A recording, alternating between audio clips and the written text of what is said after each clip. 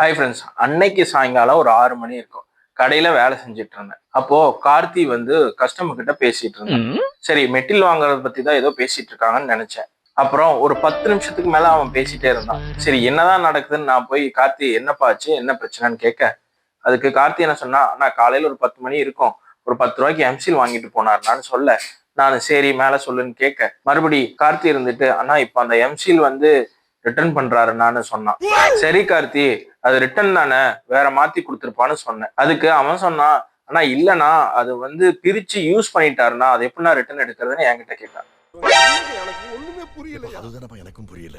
சரி, கஸ்டமர் கிட்டே என்ன பிரச்சனைன்னு கேட்டலாம்னு சொல்லிட்டு கஸ்டமர் கிட்ட போய் சார் என்னதான் சார் பிரச்சனை அப்படின்னு கேட்க, அவர் என்ன சொன்னார்னா, காலையில ஒரு 10 ரூபாய்க்கு எம்சில் வாங்கிட்டு போனப்பா, அதை ஒட்டி பார்த்தேன் சரியா ஒட்ட மாட்டேங்குதுன்னு சொன்னார். சரி சார், எம்சில கொடுங்கன்னு அவர்கிட்ட இருந்ததை வாங்கி செக் பண்ணி பார்த்தா எக்ஸ்பைரி டேட் கரெக்டா இருக்கு. ஹார்ட்னர் ரெசின் ரெண்டையும் மிக்ஸ் பண்ணி பார்த்தா கலர் வந்து கரெக்டா வந்துச்சு, எந்த பிரச்சனையும் இல்லை. சார் பாருங்க ரெண்டுமே கரெக்டா தான் இருக்கு, எந்த பிரச்சனையும் இல்லை சார் சொன்னா, அவர் அதுக்கு அதெல்லாம் எனக்கு தெரியாதுப்பா, அந்த எம்சில் சரியில்லைன்னு சொன்னாரு. என்னடா சரிங்க சார், அந்த எம்சில எங்க தான் சார் யூஸ் பண்ணீங்கன்னு கேட்க, அவர் என்ன சொன்னாருன்னா மிக்சியோட நாபுக்கு யூஸ் பண்ணு சொன்னாரு. எனக்கு அப்பதான் ஒரு விஷயம் புரிஞ்சுது. சார் என்ன பண்ணிருக்காருன்னு பாத்தீங்கன்னா, மிக்சியோட அந்த திருப்புற நாப் இருக்கு இல்லையா, அது உடஞ்சிருக்கு. அதுல வந்து இந்த எம்சில போட்டு யூஸ் பண்ணியிருக்காரு. எம்சில் ஓட்டல அது உடஞ்சிருச்சு.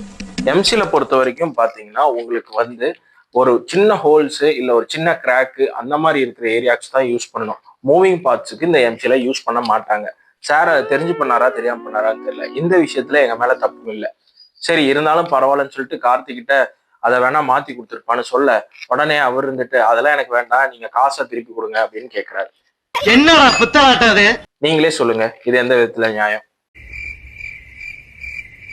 அப்புறம் சார் கிட்ட, சார் இல்ல சார் இந்த மாதிரி பிரிச்ச பொருளுக்கு நாங்க ரிட்டர்ன் கொடுக்க மாட்டோம், காசும் கொடுக்க மாட்டோம்னு சொல்ல, அவர் ஏதோ டென்ஷன் ஆயிட்டு போறாரு, எங்களை போட்டோ எடுக்கிறாரு, கடையை ஃபுல்லா சுத்தி முத்தி போட்டோ எடுத்தாரு.